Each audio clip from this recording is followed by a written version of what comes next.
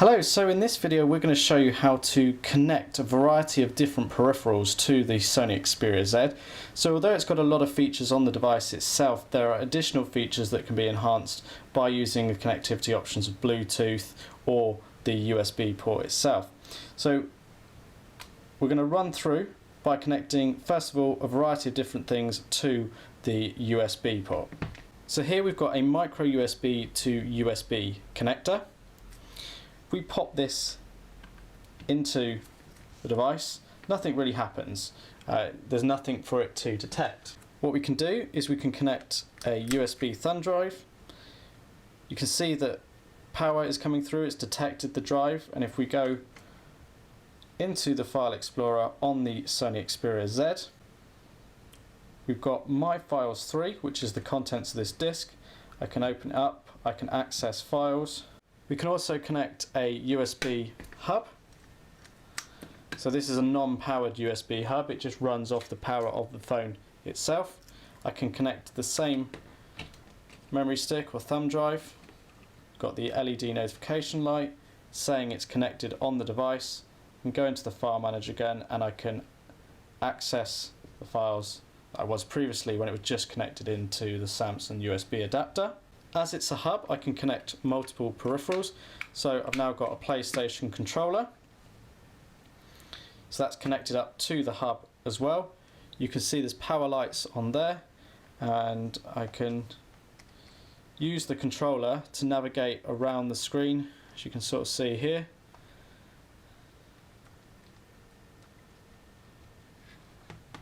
So that's with it connected through a USB hub, so you can connect as many things as your hub actually allows. So we've got a PlayStation controller connected up with the USB hosting facility. I can navigate around the screen like so. I can go into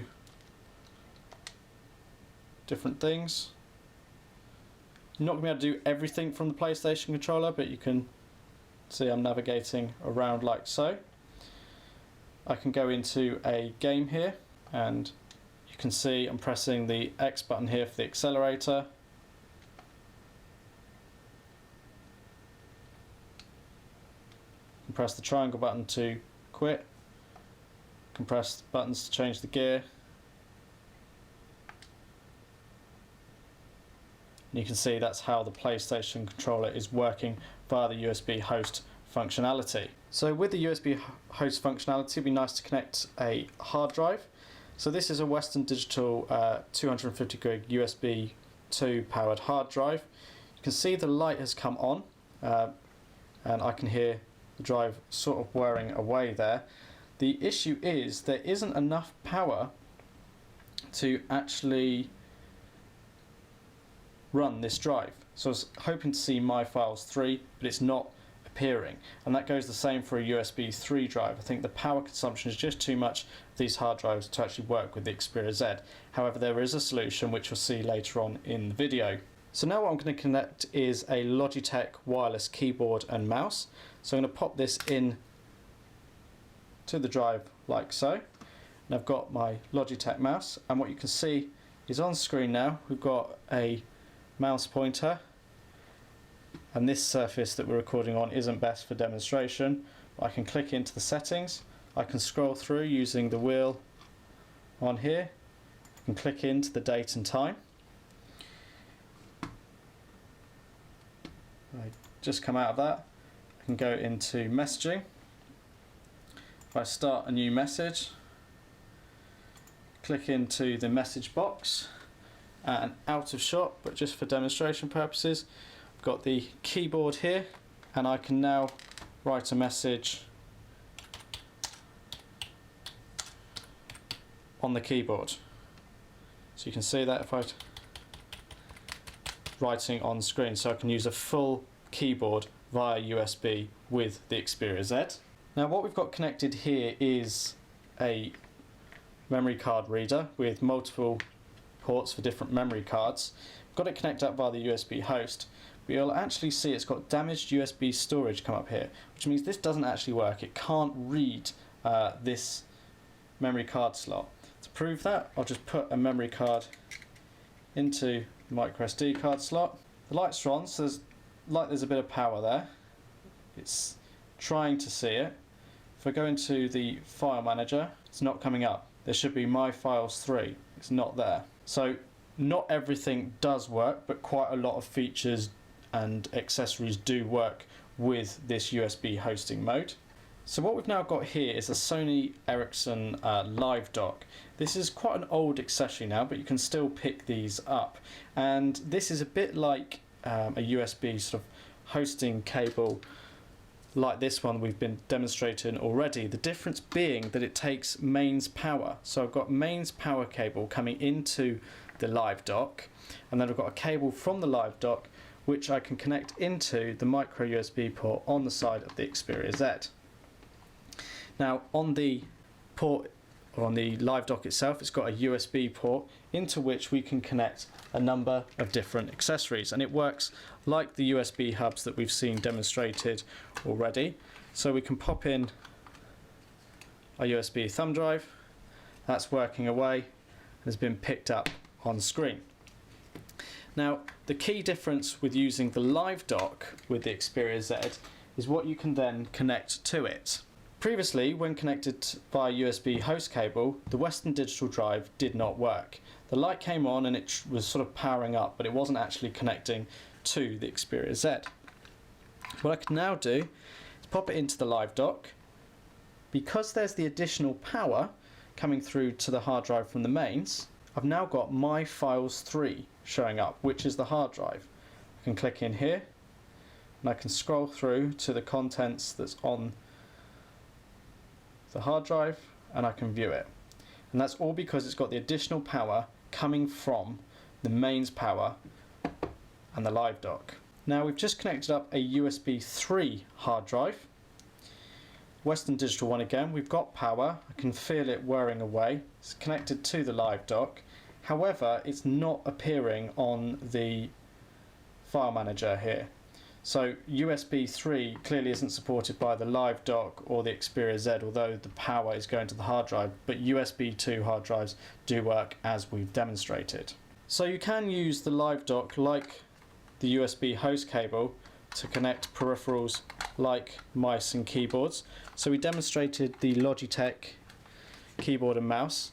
Well, I can connect that up again through the Live Dock, but you don't need it. It doesn't require the additional power that comes from the Live Dock. One of the other features of the Live Dock though is that you could actually dock the Xperia Z on it, sort of stand it up, whichever way you choose to make for a neater solution on your desk. So what we've now got connected is a Bluetooth keyboard. This is a Motorola Bluetooth keyboard and a Bluetooth mouse, so it's completely wireless. And as you can see on screen, we've got a mouse pointer on here, and I can click in to applications. I can type in to the URL using the keyboard,